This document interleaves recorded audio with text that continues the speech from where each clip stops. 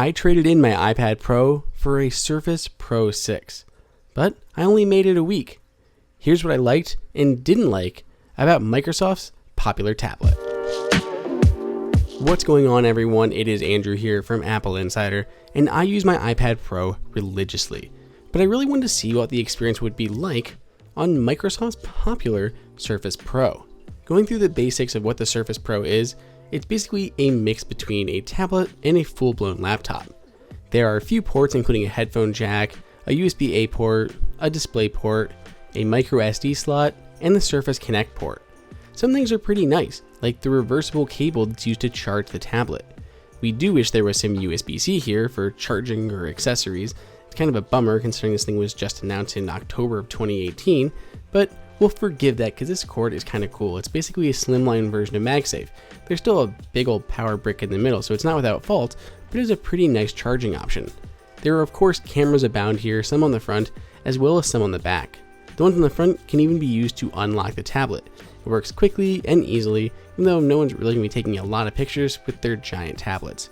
And of course there are speakers on either side of the display. And of course on top we have the power button and the volume rocker. You can also see all the vents that go around the outside to help with some ventilation, because this thing does get pretty warm. We really like the kickstand, and we hear that a lot. It really allows you to angle the tablet in a ton of different orientations for typing, drawing, whatever it is you're going to be using it for. It connects magnetically at the bottom, so it always does stay flat. There's a little bit of wiggle as you're actually moving the kickstand around, but overall it feels very solid, and we love how slim it keeps everything. Even with this kickstand, this is barely thicker than the iPad Pro. One of the things that I miss most on my iPad Pro is being able to have it propped up in that display mode for watching a movie or TV show. There's simply no way to do it without additional accessories, and even the actual Apple Smart Keyboard doesn't really fulfill that without being very large. So being able to use a kickstand just to prop it up for photos, videos, whatever, we really like doing that with the Surface Pro. We hear a lot of good things about Microsoft's keyboard, and a lot of parallels to Apple's own Smart Keyboard Folio. It connects on the bottom magnetically, similar to how the Smart Connector on the iPad works. It doesn't always line up perfectly, but it works well enough. The fabric on the outside feels really nice in the hand and should repel most debris, though we have seen some pretty grimy looking Surface keyboards. Now there is a trackpad on here because, unlike on the iPad, you have full mouse support on the Surface Pro. This is both good and bad, and a lot of times we liked having it there, and other times it just felt more like a nuisance and we wanted to just touch the screen that felt more naturally. Typing on the keyboard felt really nice. The tops of the keys are slightly slippery, they have that very smooth instead of the texture that we see on the Apple Smart Keyboard Folio, but overall they feel really nice. They feel very solid to type on, there's a good amount of key travel as you're typing on them. We really had no complaints at all other than the slightly slippery keycaps that encapsulate these. They feel very nice, we were very accurate when typing on here, and there was no real learning curve. We had a little bit of a learning curve when we moved to Apple Smart Keyboard, just the way everything was kind of spaced, but on the Microsoft version, it's a really nice keyboard. We're very happy to use it. There are some things that just felt wonky with the Surface Pro, a disconnect between the software and the hardware.